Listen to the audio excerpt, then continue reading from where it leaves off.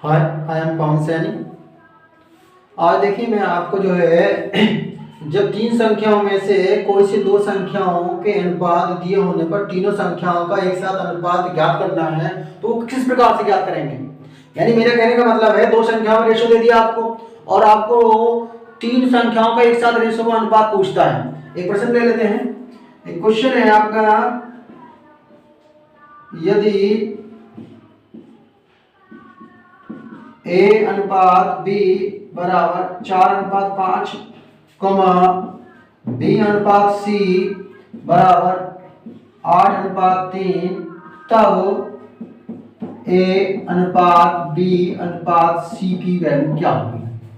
प्रश्न दोबारा समझ लीजिए। तो मेरा टॉपिक था, देखिए दो संख्या है यहाँ पे, A अनुपात B बराबर 4:5 है, B अनुपात C जो है हमारा 8:3 है, और तब सबसे प्रश्न कर दिया कि A अनुपात B अनुपात C कितना होगा। इसका आंसर देख लेंगे बहुत जल्दी से। देखिए आंसर में क्या करेंगे, सबसे पहले जो हमें पूछा गया है उसको रख लेंगे।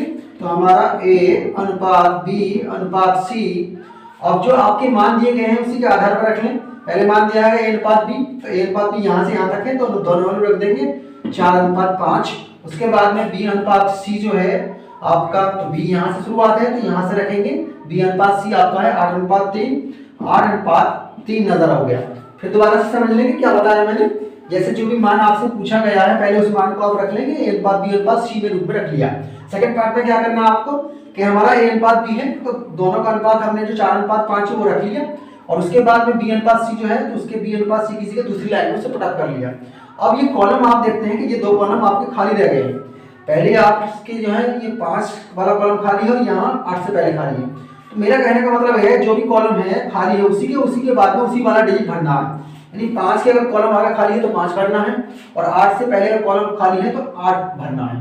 फिर आपको क्या करना है, अंडरलाइन ड्रॉ कर देनी है और सारों की आपस में क्या करनी है, गुणा कर लेती है। तो गुणा करते हैं तो 4 8 32 हो गया, 5 और 8 की गुणा करते हैं 40 हो गया, और 5 और 3 की गुणा करते हैं आपका 15 हो गया। दोबारा समझ लेंगे, जो फैक्टर आप रखे हैं उनकी दोनों की गुणा कर लेंगे। 4 8 32 हो गया, अनुपात 5 8 40 हो गया, और ये 5 और 3 की मल्टीप्लाई करते हैं 15 हो गया। अब देखिए आपका जो है डायरेक्टली हम कह सकते हैं कि A अनुपात B अनुपात C बराबर, तो A का रेशो कितना आया 32, अनुपात B का रेशो कितना आया 40, अनुपात C का रेशो हमारा कितना हुआ 15। यही हमारा आंसर हो जाएगा। एक दूसरा और समझ लेंगे आसानी के लिए। सेकंड पार्ट ले लेते हैं। सेकंड पार्ट में क्या है, मान लीजिए सपोज कीजिए A अनुपात B बराबर आपका 1:4 दिया है, B अनुपात C जो है आपका 3:11 दिया है। प्रश्न आपसे पूछ दिया कि A अनुपात B अनुपात C कितना होगा। इसका आंसर देख लेते हैं। तो पहला प्रोसेस मेरा वही था कि पहले जो आपको क्वेश्चन पूछा गया है, तो क्वेश्चन पूछा गया है A अनुपात B अनुपात C, तो वही लिख लेंगे A अनुपात B अनुपात C। तो यहाँ वैल्यू रखेंगे। A अनुपात B आपका 1:4 है, उसके बाद में B अनुपात C जो है आपका 3:11 है। अभी मैंने बताया था जौन सा अनुपात खाली है उसी के आगे वही डिजिट आ जाएगा। 4 के आगे खाली अनुपात तो 4 आएगा, 3 से पहले ये खाली है तो ये अनुपात कितना आ जाएगा 3 आ जाएगा। फिर एक लाइन ड्रॉ करनी है आपको, फिर आपस में इन दोनों डिजिट की आपकी गुणा कर देंगे। तो 3 एकम 3 हो गया, 4 और 3 की करते हैं 12 हो गया, 11 और 4 की करते हैं 44 हो गया।